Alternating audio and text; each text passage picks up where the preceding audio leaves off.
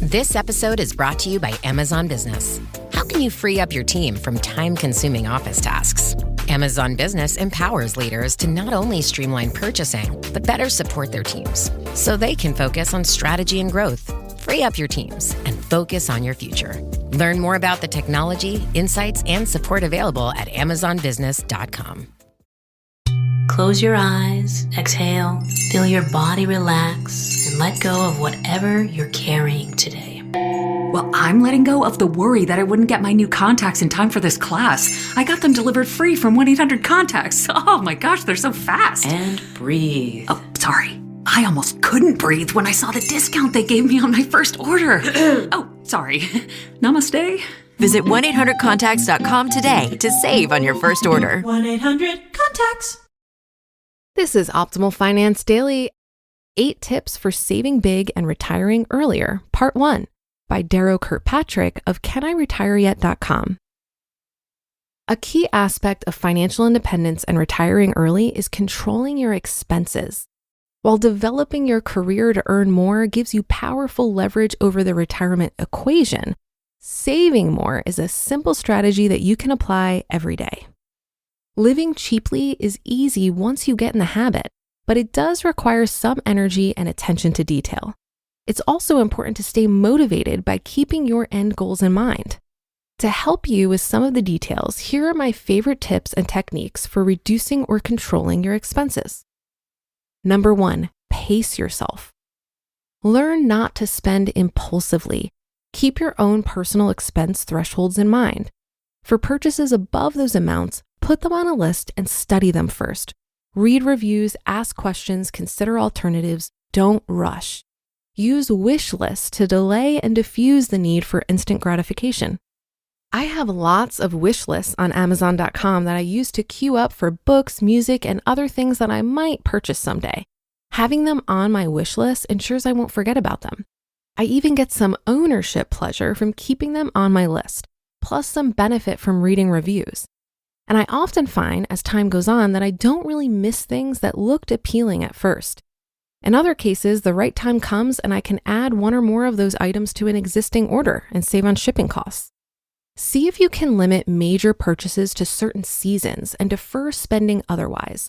For example, the end of the summer and the new year can be natural times to evaluate and spend if necessary. This saves you time having to think and analyze during other periods in the year. And it may lead you to take advantage of sales and get better deals. But allow yourself to splurge in certain times or areas. Maybe it's a special day of the week, or after a hard workout, or anything under $5. Just be mindful whether your splurges are becoming obsessions that threaten your financial welfare. Are they happening more than once or twice a week? Are they constituting more than a few % of your monthly spending? Then those aren't really splurges. Otherwise, don't fret about them. Number 2, minimize stuff. Beware complex or specialized devices whose purpose is to save time. I've found that the overhead to regularly using most household labor-saving devices is usually much higher than expected. Once the novelty wears off, many tools and appliances gather dust in a corner somewhere. As I write this, we have a box on the porch of unused kitchen gadgets headed to the next yard sale. Go slow when upgrading. More often than not, newer, improved versions of things just aren't. Sometimes they're more powerful or easier to use, but much of the time they offer the same core functionality along with more complexity, more fragility, cheaper parts, and new, less important features that detract from the main function. Moral: defer buying the next generation until the current generation actually breaks. Most modern tools and appliances with moving parts have their own maintenance schedules, subsystems to be disassembled and cleaned, oil to be changed, filters to be replaced, and so on. Is your chore list really for you, or is it full of tasks created by the things you've accumulated? When something you own creates chores on its own, get rid of it. Number 3, cut reoccurring expenses. Be especially watchful of reoccurring charges for utilities, phone service, insurance, subscriptions, and memberships. Companies have little incentive to go out of their way to help you minimize your bills. Their policies and procedures are necessarily oriented to persuading you to tack on additional charges to your monthly total.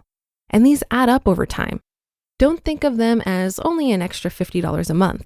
Think of them as the 300 times $50 equals $15,000 that you must save to produce that income in retirement. Identify and focus on reducing your top few expense categories. For most people, these 4 will loom large: housing, food, transportation, and healthcare.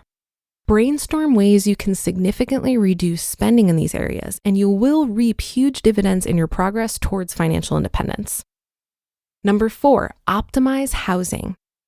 For starters, ask whether you can stay in your existing home instead of upgrading. And if it's more than you need, downsize as soon as practical. Remember that paying mortgage interest on unused or unneeded space is a steady drain on your financial resources. Investigate smaller homes or condos, mobile lifestyles, RVs, and house swapping. In general, pay off your mortgage as soon as possible. With investment yields so low and returns so unpredictable, using extra income to pay down a high-rate mortgage loan can be an excellent investment. In some cases, it may make sense to keep paying a low-rate mortgage, but don't underestimate the peace of mind and confidence that come from living totally debt-free. Be very careful about home improvement projects. It's possible to spend vast sums of money on your home without measurably improving your quality of life. And the old rules about getting it back when you sell have changed, along with the meltdown in housing. The return on a remodeling investment has eroded from about 87% in 2005 to about 58% in 2012. If your home is already safe and comfortable, don't borrow to improve it, even against its own equity. Don't spend on anything that doesn't give you an immediate benefit. Trying to create the perfect home is a futile battle. All material things are imperfect and wear out. We've seen expensive carpets get trashed by teenagers and pets. High-end stainless steel appliances get scratched and discolored, and beautiful granite countertops destroy a dozen articles of clothing by abrasion. Number 5, hear that on tomorrow's episode. You just listened to part 1 of the post titled 8 Tips for Saving Big and Retiring Earlier by Darrow Kirkpatrick of CanIRetireYet.com. If you've shopped online, chances are you've bought from a business powered by Shopify. You know that purple Shop Pay button you see at checkout? The one that makes buying so incredibly easy? That's Shopify. And there's a reason so many businesses sell with it, because Shopify makes it incredibly easy to start and run your business. Shopify is the commerce platform behind 10% of all e-commerce in the US, from household names like Mattel and Gymshark to brands just getting started. Shopify gives you that leg up from day one with hundreds of beautiful, ready-to-go templates to express your brand style and forget about the code. If you want to see less carts being abandoned, it's time for you to head over to Shopify. Sign up for your $1 per month trial and start selling today at shopify.com/OFD. Go to shopify.com/OFD. Shopify.com/OFD. When investing your money starts to feel like a second job, Betterment steps in with a little work-life balance. It's the automated investing and savings app that handles the work so you don't have to. While they build and manage your portfolio, you build and manage your weekend plans. While they make it easy to invest for what matters, you just get to enjoy what matters. Their automated tools simplify the complex and put your money to work, optimizing day after day and again.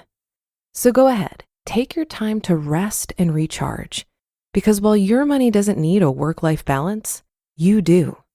Make your money hustle with Betterment. Get started at Betterment.com. That's BETTERMENT.com. Investing involves risk. Performance not guaranteed. If you've been listening for a while, you know that I'm a big fan of frugality. Learning to live frugally and actually enjoy it is probably the number one way I've improved my finances. And this is a topic that bears repeating because we've been conditioned since birth to be consumers. So it takes a lot of intentionality to push back against that. From a financial perspective, reduced expenses can create a double whammy scenario where you'll have more to save towards financial independence and retirement, but also since your lifestyle is cheaper to fund, You'll also have to save less, and therefore you'll reach financial independence sooner. I first built my frugal muscles by slowing down and being really mindful about the money I was spending. When I paused long enough to question my assumptions around what was a necessity, I was often surprised by the answer and delighted by my own creativity in getting my needs met. My thought process went something like this. Do I actually need this thing, or is it more of a want? Then I would question if I already had something that could be repurposed or if I can borrow this thing from a friend. If not, I would look into buying it used or do the necessary research to find the best price. Another way I've pushed back against my consumerist conditioning is by understanding the concept of hedonic adaptation, which states that people tend to return to a sort of set point of happiness after positive or negative events. So if I buy the new shiny thing, it's going to feel good for a little bit, and then it just becomes part of my new normal and has diminishing returns on my happiness. Well, that should do it for today. Have a happy rest of your day and a great weekend, and I'll see you in tomorrow's show, where we'll finish up this post and where your optimal life awaits.